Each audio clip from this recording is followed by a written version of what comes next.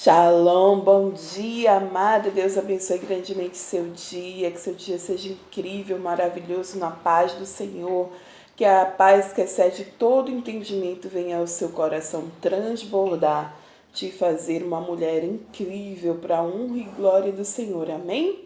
Estamos aqui no devocional, agora é Tiago, capítulo 3. Nós vamos ler, mas antes nós precisamos orar, né? E é maravilhoso a gente ser capaz de dizer a coisa certa no momento certo.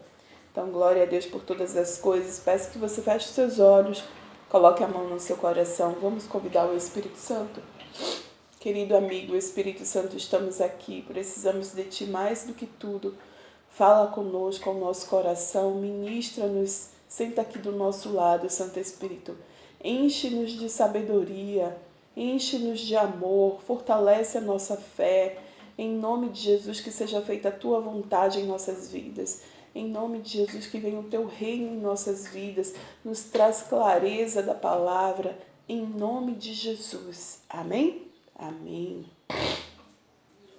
Glória a Deus. Então, capítulo 3 começa assim: Meus irmãos, não sejam muitos de vocês mestres, pois vocês sabem que nós, os que ensinamos, seremos julgados com maior rigor. Todos tropeçamos de muitas maneiras, e se alguém não tropeça no falar, tal homem é perfeito, sendo também capaz de dominar todo o seu corpo.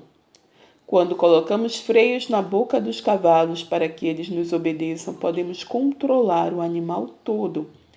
Tomem também como exemplo os navios, embora sejam tão grandes e impelidos por fortes ventos, são dirigidos por um leme, muito pequeno, conforme a vontade do piloto. Semelhantemente, a língua é um pequeno órgão do corpo, mas se vangloria de grandes coisas. Veja como um grande bosque é incendiado por uma simples fagulha. E assim também a língua é um fogo, é um mundo de iniquidade colocada entre os membros do nosso corpo. Contamina a pessoa por inteiro, incendeia todo o curso de sua vida, sendo ela mesma incendiada pelo inferno. Toda espécie de animais, aves, répteis e criaturas do mar doma-se e tem sido domada pela espécie humana. A língua, porém, ninguém consegue domar. É um mal incontrolável, cheio de veneno mortífero. Com a língua bendizemos o Senhor e Pai, e com ela amaldiçoamos os homens feitos à semelhança de Deus.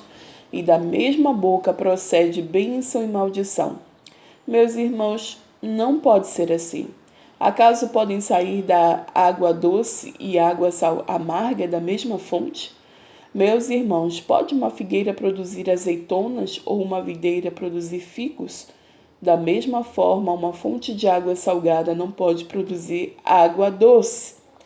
Bom, o capítulo 3 começou falando sobre o domínio que a gente tem que ter sobre a língua, né? Você sabe que é de sabedoria enorme. Muitas vezes a gente calar, né? A gente não falar.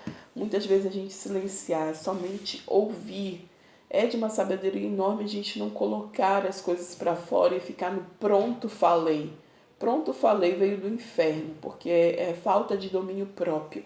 É falta de você não conseguir dominar a língua. O pronto falei é um veneno mortífero, porque acaba machucando a outra pessoa.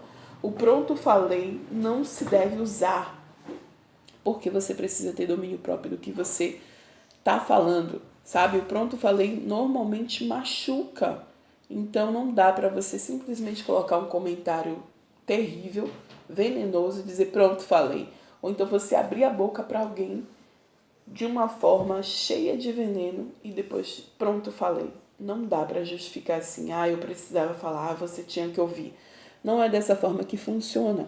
A língua, muitas vezes, ela machuca assim. E aqui o que Tiago está falando. Você sabe quem é Tiago? Irmão de Jesus. E o que ele está falando aqui é justamente isso, que não dá para proceder coisas boas e ruins de dentro de você. Não dá para a sua língua ficar falando uma hora bênção, outra hora maldição. Não dá para servir a Deus, senhores.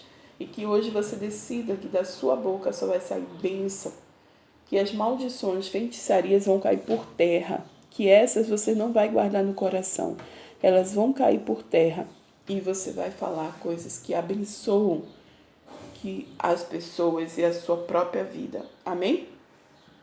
Vamos seguir aqui, esse capítulo 3 é muito pequenininho, já está acabando, inclusive a gente vai seguir aqui, tá bom?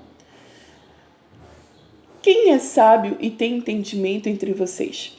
Que demonstre por seu bom procedimento, mediante obras praticadas com a humildade que provém da sabedoria. Contudo, se vocês abrigam no coração inveja amarga e ambição egoísta, não se gloriem disso, nem seguem a verdade. Esse tipo de sabedoria não vem dos céus, mas é terrena. Não é espiritual, mas é demoníaca. Pois onde há inveja e ambição egoísta, aí há confusão e toda espécie de males. Mas a sabedoria que vem do alto é antes de tudo pura, e depois pacífica, amável, compreensiva, cheia de misericórdia e de bons frutos, imparcial e sincera. O fruto da justiça semeia-se em paz para os pacificadores.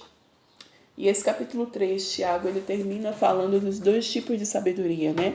A que vem do céu e a que vem da terra. E nós devemos buscar a sabedoria do alto, a sabedoria de Deus, a sabedoria que só o Espírito Santo pode nos dar. Uma sabedoria do céu celestial, do alto. Amém? Vamos continuar aqui. De onde vêm as guerras e contendas que há entre vocês? Não vêm das paixões que guerreiam dentro de vocês? Vocês cobiçam coisas e não as têm, matam inveja, mas não conseguem obter o que desejam. Vocês vivem a lutar e a fazer guerras. Não tem porquê, não pedem. Olha, quando pedem, não recebem, pois pedem por motivos errados, para gastar em seus prazeres.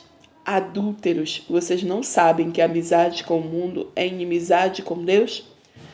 Quem quer ser amigo do mundo faz-se inimigo de Deus. Ou vocês acham que é sem razão que a Escritura diz que o Espírito que ele fez habitar em nós tem fortes ciúmes? Mas ele nos concede graça maior, por isso diz a Escritura: Deus se opõe aos orgulhosos, mas concede graças aos humildes. Portanto, submetam-se a Deus, resistam ao diabo e ele fugirá de vocês. Aproximem-se de Deus e ele se aproximará de vocês. Pecadores, limpem as mãos e vocês que têm a mente dividida, purifiquem o coração. Entristeçam-se, lamentem-se e chorem. Troquem o riso por lamento e a alegria por tristeza. Humilhem-se diante do Senhor e ele os exaltará. Irmãos, não falem mal uns dos outros. Quem fala contra o seu irmão ou julga o seu irmão fala contra a lei e a julga. Quando você julga a lei, não está cumprindo, mas está se colocando como juiz. E há apenas um legislador e juiz, aquele que pode salvar e destruir. Mas quem é você para julgar o seu próximo? Eita, Tiago joga duro, hein? Já gostei muito, viu? Nem lembrava de ter lido essas coisas de Tiago.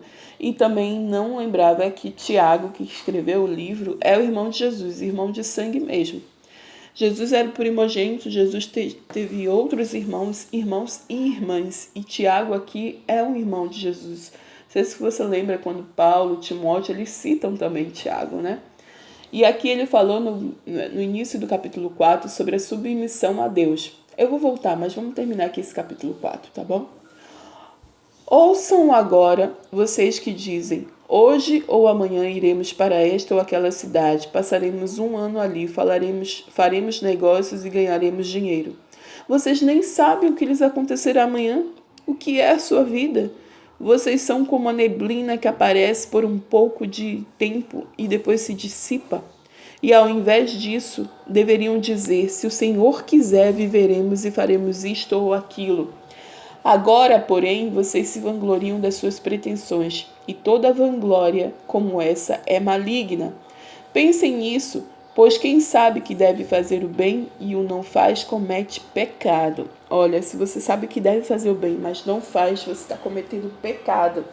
E aqui nesse capítulo 4 tiveram muitas coisas aqui que falou, né? Sobre a submissão a Deus, falou sobre as incertezas dos planos humanos, os dois tipos de sabedoria, o domínio da língua, jogou duro aqui. Está falando assim: resistir ao diabo e o diabo fugirá de vocês. O que a gente precisa fazer quando a gente está ali quase pecando, né? Quase no pecado? Resistir. É isso que a gente precisa fazer, resistir. É não ficar pensando, é não ficar alimentando a mente com essa coisa que você quer. De repente, se é masturbação, se é pornografia, não ficar vendo coisas relacionadas a isso, né? Até a própria internet em si, que não precisa nem ser sites pornográficos, ela mostra muita coisa sobre isso. Então evita as conversas sobre isso, sabe? Encha sua mente da palavra de Deus, de louvor, porque senão você vai chegar aí. Então, assim, o resistir é você fugir mesmo, fuja.